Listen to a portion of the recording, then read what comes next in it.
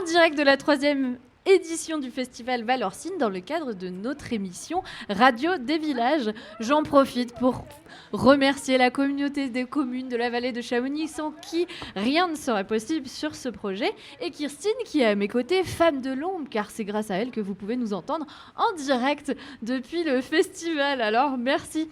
En première partie, nous étions accompagnés de Kim et Eugénie, deux artisanes qui seront présentes. Deux artisanes du coin, d'ailleurs, qui seront présentes sur le marché des artisans et des artisanes qui est sur le festival et qui a lieu à partir de 17h30. Et tout de suite, j'accueille une personne sans qui le festival n'existerait probablement, une personne qui déborde d'énergie positive, l'ambassadrice, attention, de ce festival. Chers auditeurs, c'est quand même pas rien. Elle est trésorière de la section handisport du club des sports de Chamonix, membre du bureau des clubs des sports d'Argentière, où elle a concouru de nombreuses années plus jeune. C'est aussi la présidente fondatrice de l'association Sit and Ride qui est à l'origine du festival.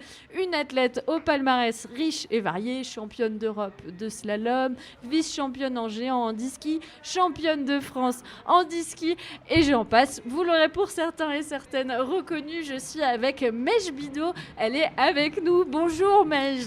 Bonjour Romane, merci de ton accueil. Moi j'ai envie de dire, est-ce que des fois ça t'arrive de te reposer? Eh ben, je disais ce matin, c'est pas grave, on dormira dans une prochaine vie, on aura le temps. Voilà, on a qu'une vie, autant en profiter. Alors comment ça se passe le festival?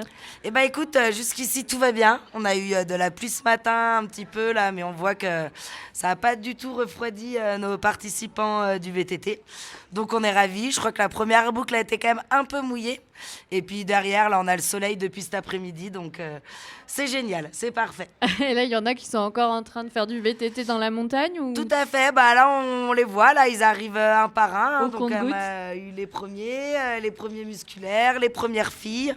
Et puis bah là, on va attendre les derniers courageux, voilà, qui finissent la randonnée. C'est ça, parce que je ne l'ai pas redit, là, le studio, on s'est installé juste à côté de l'arrivée des VTT, du ravitaillement, et du coup, de temps en temps, on les voit arriver. Alors, à ce moment-là, vous entendez sûrement des cris qui font « ouais », parce que tout le monde les encourage, et nous, on se permettra de le faire en même temps s'il y en a certains qui arrivent quand même. Très bien. Est-ce qu'on peut faire un petit rappel point programmation sur le festival?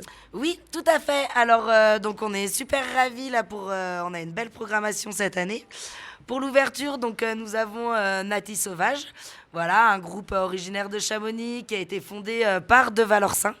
Jérémy Seguda, qu'on connaît bien, voilà, avec son shop sur Chamonix, et puis Stevie, son frère. Donc on est vraiment ravis parce que c'est le groupe qu'on écoutait en fait quand on était jeunes. Donc voilà, ils sont refondés, ils ont refait une formation l'année dernière. Donc on est vraiment super ravis qu'ils ouvrent. Derrière, donc nous allons recevoir le Comptoir des Histoires. Donc c'est un groupe d'Annecy, ils viennent un peu tous du département. Et donc voilà, c'est de la musique française festive de festival. Et derrière, nous accueillons Ali, qui a fait un album et qui fait une tournée en live avec Mourad Musset de la rue Quétanou. Donc ça, c'est vraiment, grave, ça va être Enfin, ils vont tous être super, mais on est vraiment ravis de les accueillir chez nous à Valorcine. C'est deux personnes que je découvre très engagées, surtout en ces temps un peu compliqués de politique. Nous, on fait pas de la politique, mais en tout cas, on a engagé sur tout ce qui est côté humain. Et eux le sont aussi, et donc on vous invite à les suivre. Voilà, on est mais d'ailleurs, on le Front voit, populaire. On le voit, et c'est placé. Voilà. D'ailleurs, on le voit avec l'ambiance du festival, c'est quand même une ambiance hyper chaleureuse, hyper familiale presque, je dirais. Oui, tout à fait, c'est absolument ce qu'on veut garder, c'est pour ça qu'on y va vraiment étape par étape. On veut vraiment pouvoir garder ce côté familial, contrôler ce qu'on fait, et donc voilà, jusqu'ici, ça marche bien, donc on garde le même format, on se rajoute des petites nouveautés comme le Renduro cette année, et puis voilà, on avance au fur et à mesure. Et bah, c'est chouette. Et, en plus, là, on avance avec le soleil, c'était pas prévu. Exactement, si, nous on l'avait prévu à 11h15, il est arrivé à 11h15. Parce que ce matin, à 11h, je me suis levée, c'était des trompes d'eau. Mais c'est le fameux microclimat de Valorcine. Exactement. Voilà, qui commence à être un peu trop connu d'ailleurs à mon goût. Non, je rigole. Et donc, le début des concerts, c'est à quelle heure exactement? Alors, il y a l'ouverture des portes du site des concerts à partir de 17h30, voilà, avec le marché des artisans qui seront en place. Et normalement, les concerts débuteront aux alentours de 18h. Voilà. Ok, super. Et à 18h, donc, c'est Nati Sauvage qui ouvre, Tout à fait. qui ouvre le bal, Voilà. on va dire. Et d'ailleurs, ils Exactement. seront avec nous juste après Mej au micro Exactement. de Globule Tout Radio. à fait. Et on est ravis, donc restez avec nous si vous voulez les écouter tout à l'heure. En attendant, il y a bien sûr le festival aujourd'hui, mais derrière cette belle journée se cache une association, Mej, dont tu es fondatrice. Elle s'appelle Sit and Ride. Elle vise à rendre accessibles les sports extrêmes de montagne aux personnes en situation de handicap. Alors, c'était quoi la volonté de départ? Est-ce que c'est parti d'un constat? Alors, nous, on a commencé en fait à créer l'association quand je me suis lancée dans la compétition parce que il y a quand même énormément de frais. Donc, c'est vrai qu'avant tout, c'était pour pouvoir avoir une structure et voilà, organiser des événements pour m'aider moi dans ma saison. Mais dès le départ, lors de la création, on a vraiment souhaité qu'aussi cette association puisse servir de média et vraiment de vecteur pour pouvoir développer, mettre en avant ce qui se fait. Donc on a un petit peu de matériel, voilà, on a Mehdi, on reste toujours en famille, hein, mais on a Mehdi, mon frère moniteur guide, qui est déjà passé d'ailleurs sur Globule Radio, Eh oui. qui est formé qu'à la Califandi. Donc voilà, on essaye. J'aurai un peu plus le temps de développer tout ça, voilà, quand j'aurai un petit peu plus de temps avec le ski.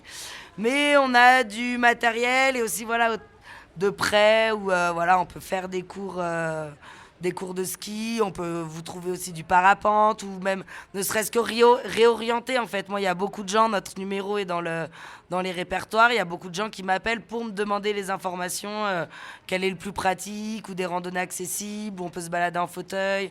Voilà, on veut vraiment être voilà, dans la communication et la mise en avant de ce qui est possible. Et donc, on peut faire du handi-ski, du ski fauteuil, c'est ça? Oui, tout à fait. Et maintenant, vous développez aussi d'autres activités. Eh ben, Si j'ai bien alors compris. on a Hugo qui participe au Randuro VTT. Il y a 2 ans, on a organisé un stage de parapente 100% handi. Donc voilà, bon, c'était dans le cadre de son stage, mais lui est capable d'aller faire des biplaces. Et puis après, on va l'an dernier. Alors cette année, bon, on est ravis avec la météo parce que je pense que ça aurait été compliqué avec les fauteuils. Mais l'an dernier, on a fait toute une boucle on avait une dizaine de participants en handi-bike.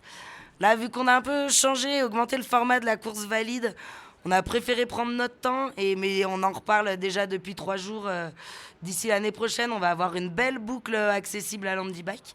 Donc voilà, c'est un peu des petits trucs par-ci par-là, voilà, pour mettre en avant et montrer que c'est possible. Et ça se Voilà. prépare. Exactement. Et à côté de ça, en plus, vous accompagnez les sportifs. Donc, c'est ce que tu disais un peu tout à l'heure. Quel genre d'accompagnement vous leur proposez? Alors, J'ai vu ça sur le site. Alors, je sais pas. tout à fait. Je vois tes yeux un peu en... Non, alors, on peut les accompagner donc, pour les rediriger et tout. Après, là, sur de l'accompagnement de sportifs, c'est vrai que c'est quand même essentiellement m'aider-moi dans ma saison de sportif. Parce que c'est vrai que voilà, dans l'handi-ski, déjà dans le sport, avant d'arriver à en vivre, c'est très compliqué. Et dans l'handi-ski, je pense que c'est quasi impossible. On fait des bonnes saisons à perte. Donc voilà. Et c'est ça.